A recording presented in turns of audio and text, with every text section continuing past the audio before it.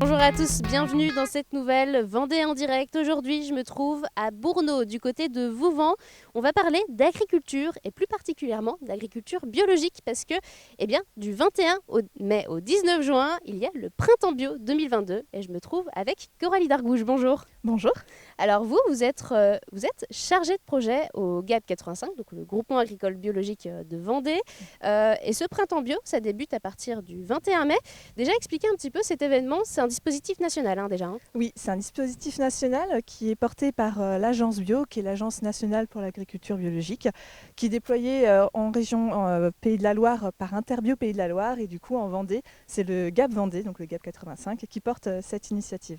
Alors l'idée, c'est quoi? C'est d'ouvrir les exploitations biologiques vendéennes au grand public, globalement.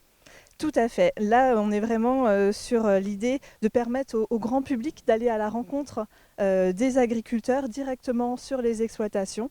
Donc on a 21 événements cette année, dont 19 qui se passent directement sur des fermes bio. Alors il faut noter quand même que le biologique, ça représente 767 fermes bio sur le département. Oui. Quand on parle de ferme biologique, finalement, de quoi on parle parce que tout le monde ne sait pas forcément comment ça se passe. Voilà, alors du coup, l'agriculture biologique est basée sur un cahier des charges européen.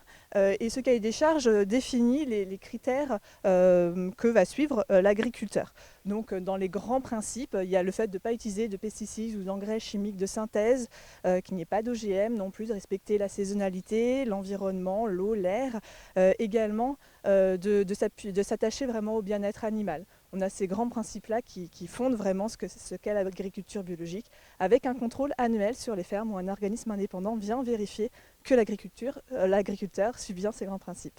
Et donc là, pour le Printemps Bio, on ouvre ces fermes-là, on fait découvrir en fait cette pratique. Finalement, c'est vraiment de la découverte. Voilà, on va avoir des visites de fermes, des cueillettes, des dégustations sur des fermes assez différentes. Ça peut être des fermes d'élevage, ça peut être des fermes en maraîchage. On a également un vignoble qui ouvre ses portes. On peut également avoir des choses un petit peu différentes comme des cueillettes de fleurs comestibles sur une ferme du côté de Coex. C'est important aussi de pouvoir l'ouvrir au public, finalement, en fait, ces exploitations. Oui, en fait, pour nous, c'est vraiment important que les Vendéens puissent aller à la rencontre des agriculteurs près de chez eux. Comme on le disait, il y a près de 800 fermes bio en Vendée. Et finalement, tous autour de chez nous, on a des agriculteurs. Et on n'est pas forcément toujours au courant du fait qu'ils sont à côté de chez nous, qu'on peut aller chez eux pour acheter des produits bio. Voilà, donc l'idée, c'est vraiment d'avoir un temps de rencontre, d'échange, de comprendre les pratiques qui se font sur les fermes près de chez nous. On demande aussi ce genre de demande, de plus en plus. Finalement, les visites à la ferme, ça se développe énormément depuis le Covid. On le ressent, ça aussi. Oui. Alors, on a eu vraiment une explosion au moment du Covid où d'un seul coup, les consommateurs ont eu envie de changer de mode de consommation. Alors, ils ont eu aussi un peu plus le temps. Il y avait aussi des raisons sanitaires qui faisaient qu'ils avaient peut-être envie d'aller dans des lieux un petit peu moins fréquentés. Et on a vraiment vu à ce moment-là vraiment une consommation en vente directe qui a vraiment explosé. Donc c'est plutôt positif aussi finalement pour l'agriculture vendéenne. Ça a été l'occasion en tout cas de permettre une première rencontre pour pas mal de consommateurs avec les agriculteurs près de chez eux. Alors je pense que c'est important de rappeler où est-ce qu'on peut retrouver finalement le Printemps Bio, c'est partout en Vendée. Oui, on a 21 événements sur 16 communes dans mes souvenirs, vraiment sur toute la Vendée, plutôt proche des villes, mais également sur la côte, dans le Bocage, sud Vendée, on a vraiment partout. Et on peut retrouver l'intégralité du programme sur le site internet du GAB, donc www.gab85.org. Alors justement, 21 événements, donc 19 fermes bio y participent. Oui. Donc on est ici à Bourneau et justement, on va peut-être rejoindre Emeline Touy, qui est l'exploitante, la maraîchère de ce lieu. On va faire la passation de micro. Hop. Merci en tout cas pour ces explications. Et puis je vous rejoins du coup, Emeline Touy, vous y tenez. Oui, merci. Vous êtes maraîchère ici à Bourneau.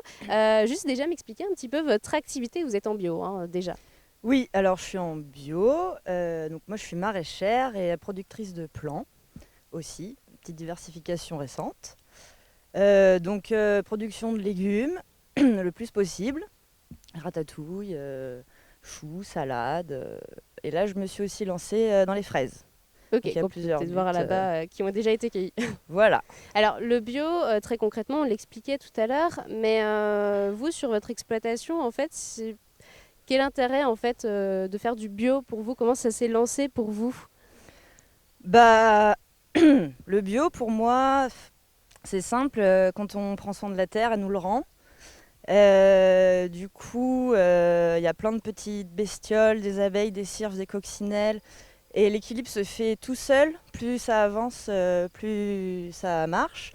Du coup, ça fait moins de boulot pour moi aussi. Et Faut voir le bon côté des choses. Voilà, pas besoin d'acheter des produits. Principalement ça, le moins de travailler.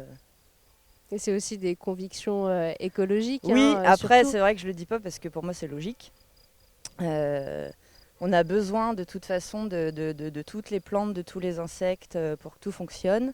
Et plus on intervient et plus on crée un déséquilibre, et moins ça fonctionne.